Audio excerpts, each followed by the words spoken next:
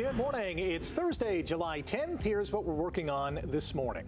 A date has been set for when the U.S. will place a 50% tariff on copper. A BC man has been charged for allegedly scamming Hamilton's housing agency. And the Blue Jays' hot streak comes to an end.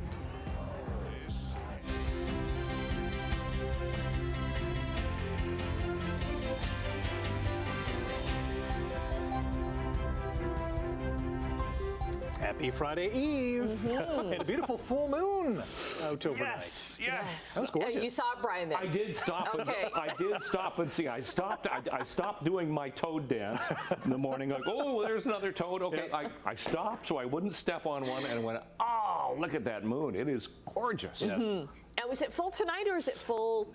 Full on the 10th, so that will be tonight. So yeah, so it's not going to change close. all that. Yeah, it's not going to change that much. So yeah, it's the buck moon. Buck. Yes. Buck moon on Emphasis that one. on the B. Yeah, so that's what we call it this time of year. And that's leading us into a fairly sunny start to the day because those skies are fairly clear right now.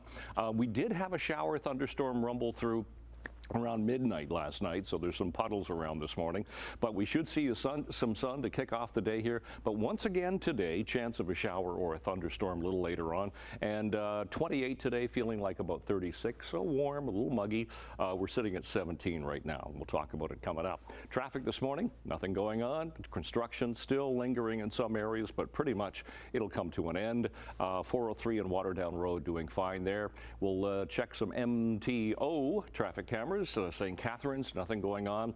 At the 406, looks good. Top of the Skyway.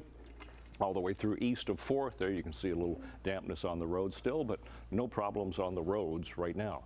And we will check weather and traffic coming up in a few minutes as usual. Right now, the news. Thank you, Brian. U.S. President Donald Trump has set a start date for the 50% tariffs on copper imports that he first announced earlier this week.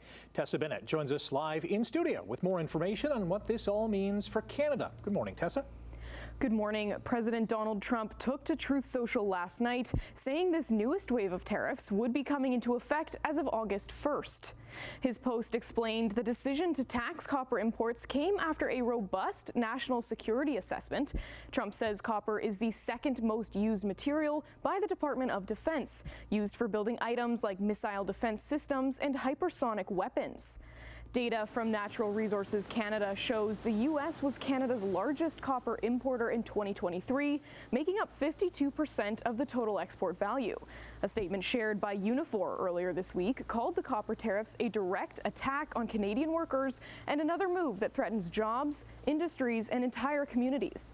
But not everyone is worried. Some Canadian mining companies have shrugged off the threat, saying exports to China are high as well. And copper isn't the only thing the president has threatened with duties this week. If they have to bring the pharmaceuticals into the country, the drugs and other things into the country, they're going to be tariffed at a very, very high rate, like 200%. Trump is eyeing the pharmaceutical industry for his next round of import taxes. An industry representative says Canada may not be the main target of this threat, but the president of the Canadian Generic Pharmaceutical Association says this tariff could still put parts of the Canadian sector at risk. Now, this marks the fourth major levy Trump has imposed, with imported cars, steel, and aluminum facing tariffs already. We've reached out to industry experts and Unifor as well to learn more about the practical impacts of this latest wave of tariff activity. But for now, I'll send it back over to you, Annette. Okay, thanks very much, Tessa. A BC man has been charged for scamming Hamilton's housing agency for more than $500,000. Hamilton police say a 32-year-old from Surrey, BC, turned himself in this week. They say a man posing as a contractor who worked with the city of Hamilton emailed a Hamilton housing employee asking for a payment of $550,000 be sent to an alternative bank account. The city discovered it was fake after the real vendor inquired about the payment. Joint efforts between police in Hamilton and BC recovered more than $400,000, but the city's still missing about $130,000. Police say the fraud happened a month after Hamilton faced a cyber attack on its ICT systems, but says the two are not related. A teenager from Eastern Ontario has been charged in a horrifying case. Last month, an 8-year-old was taken to hospital in Quattaville, that's just east of Ottawa, after a suspected animal attack. However, testing of the child's wounds showed no traces of animal DNA. A 17-year-old boy has now been charged with attempted murder and sexual assault with a weapon. The child is still in hospital. The OPP in the area are going to hold a town hall meeting this Saturday in Quattaville on the case.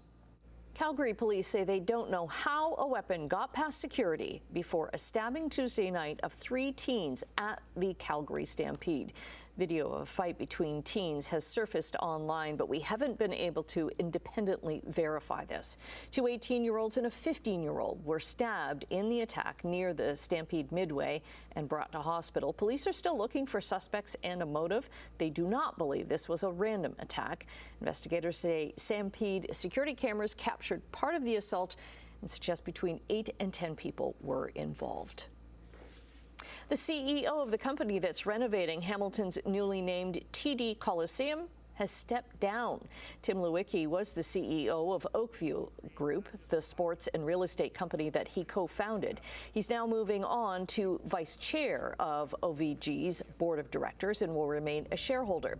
This move comes after Lewicki was accused by the U.S. Department of Justice in a conspiracy to rig the bidding process for an arena at the university in Austin, Texas. OVG was the lone bidder for the Moody Center in Austin, which opened in 2022.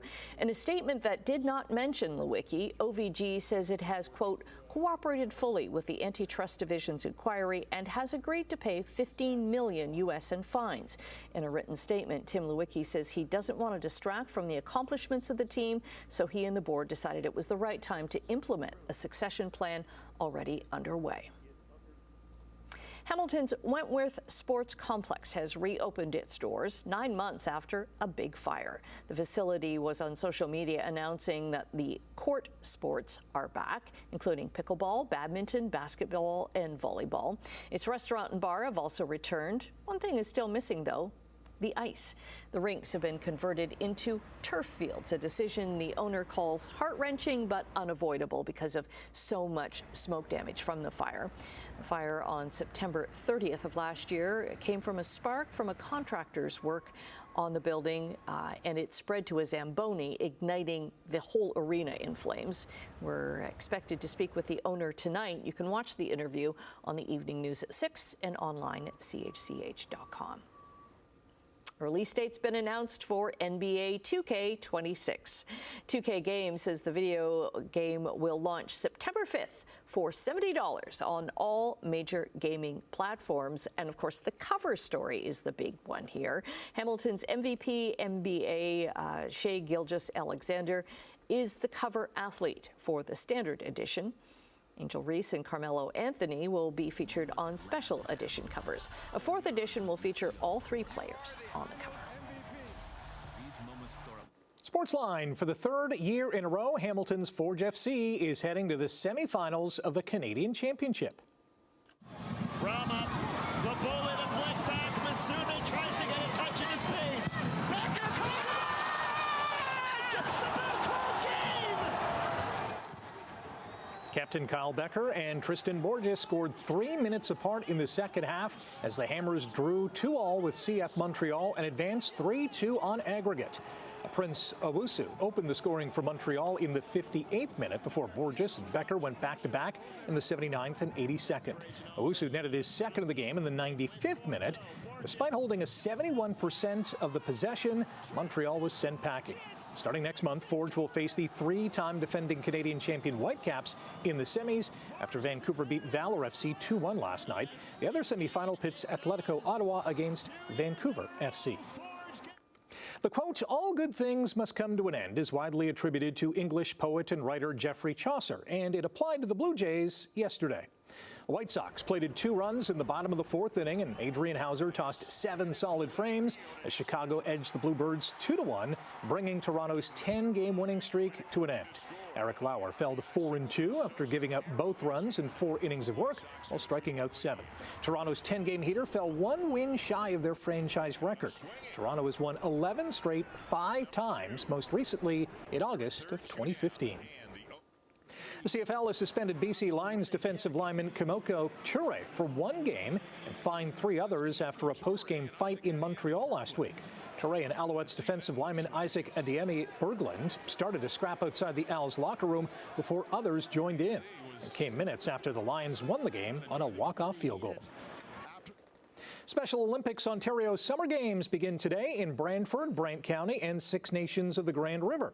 More than 1,000 athletes from across the province will compete in athletics, soccer, golf, and bocce. The best of the best will represent Team Ontario at the Special Olympics Canada Summer Games in Medicine Hat, Alberta next year. Former Olympic wrestler and MMA fighter Ben Askren has shared a video on Instagram in which he confirms that he had undergone a double lung transplant and is now in recovery. So I only died 4 times, right, where the ticker stopped for about 20 seconds. That's not ideal. I don't think you guys know that. But I got the double lung transplant. I made it out to the other side of it, gaining quite a bit of strength. The 40-year-old has been hospitalized in Wisconsin since late May after a severe case of pneumonia. Askren says he remembers very little of what happened over a month-long stretch after he was put on a ventilator and placed on the donor list for a lung transplant. Askren retired from MMA in 2019. Novak Djokovic has reached the Wimbledon semifinals for a men's record 14th time after he beat Flavio Cobolli 6-7, 6-2, 7-5, 6-4. That sets up a showdown against #1 Jannik Sinner for a berth in the final as the Joker pursues his unprecedented 25th Grand Slam title. Sinner ousted Ben Shelton in straight sets. Belinda Bencic upset 7-seed Mira Andreeva in their semifinal, while Iga Swiatek downed Ludmila Samsonova.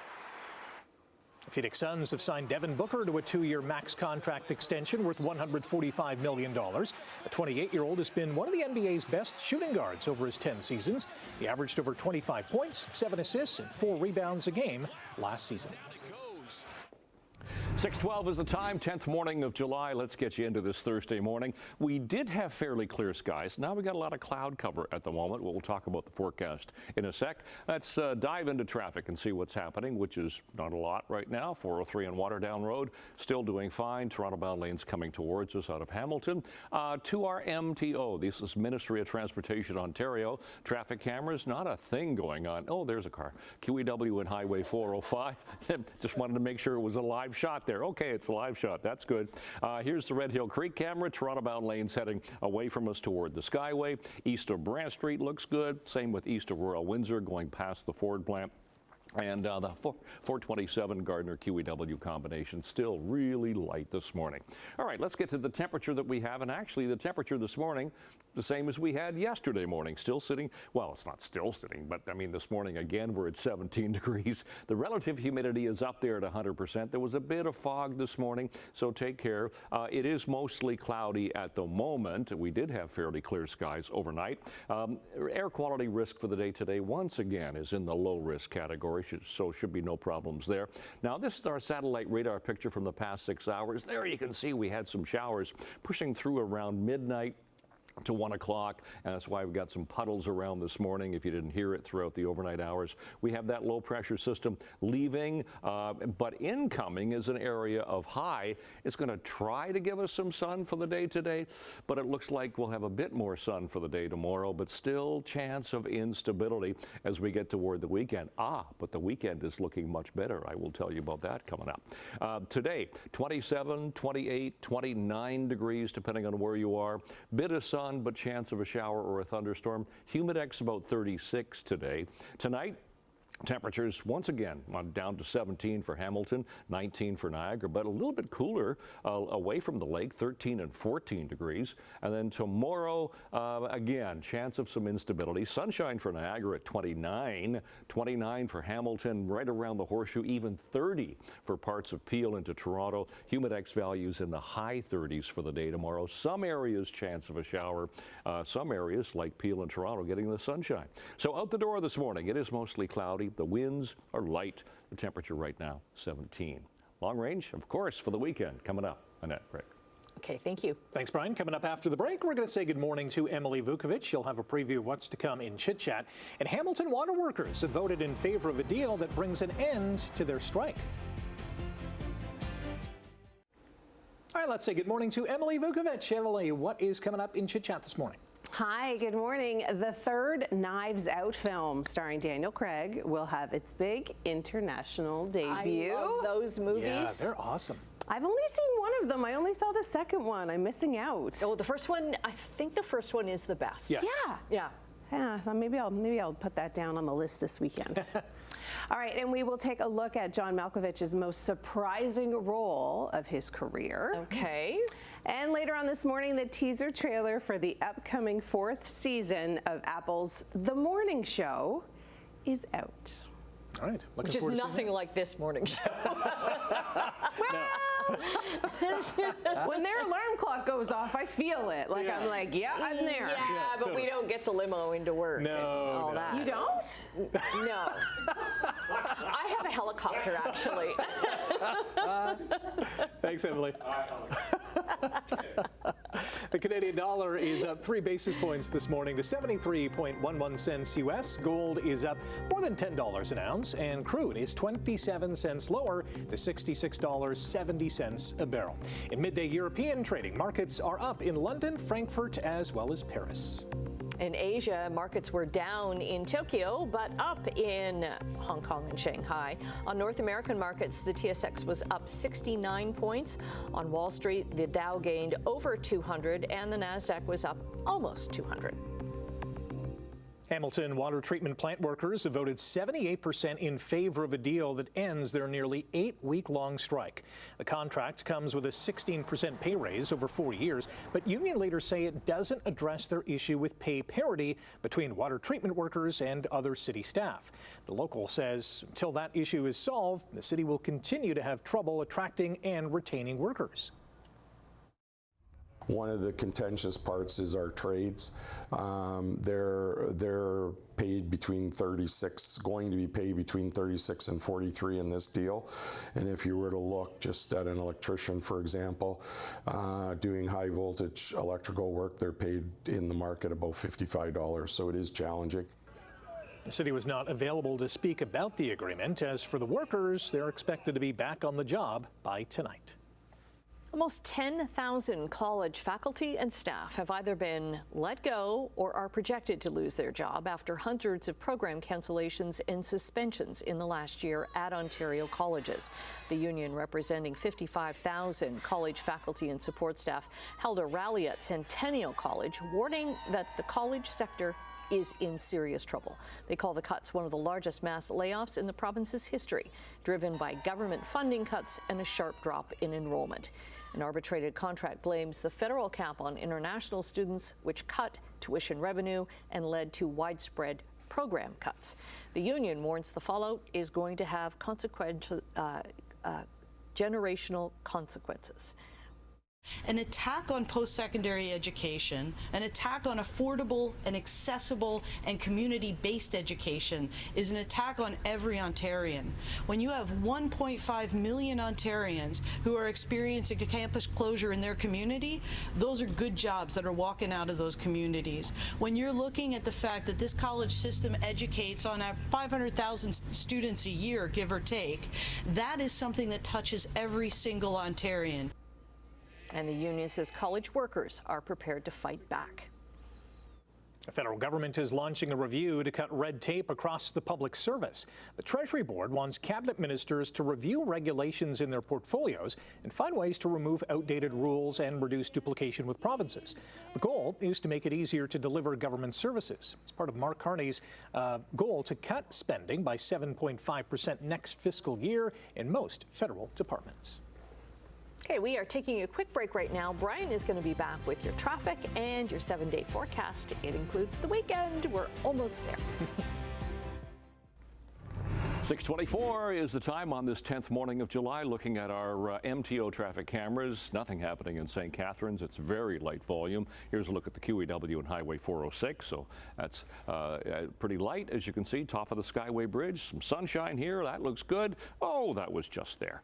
Here's the QEW at Sheraton as we go past the Ford plant. Toronto bound towards us on that shot. Now Toronto bound away from us here at the 403 in Dundas. Some sunshine there as well. So some sun around us this morning.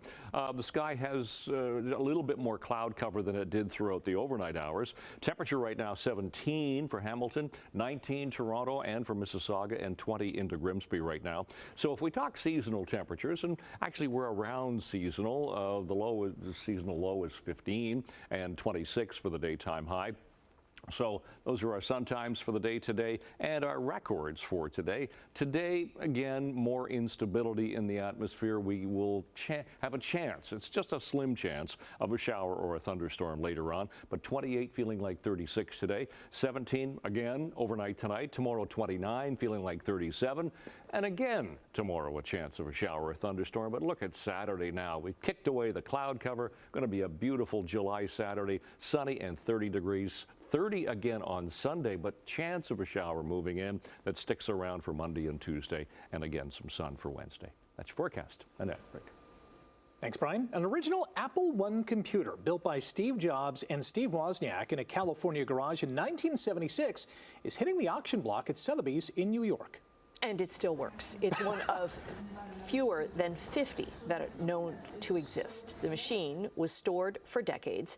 Steve Jobs originally priced the Apple I at $666 US. It is now expected to go for... Estimate on this is $400,000 to $600,000. The owner paid, I think, $350,000 for it about 10, 11 years ago. So the estimate is very conservative, and it's something that's stood the test of time in terms of importance. $600,000 is conservative? U.S. Okay. It's part of Sotheby's Geek Week Signs and Technology Sale, which runs until July 17th. And I love that it still works. Although, what would you do with it? Oh, you would put it under a glass case or something. Yes, if you're paying that much. Yes, or you'd put it in your office. No one's going to touch it. Yes. Okay, lots more to come. Stay with us. We'll see you after the break.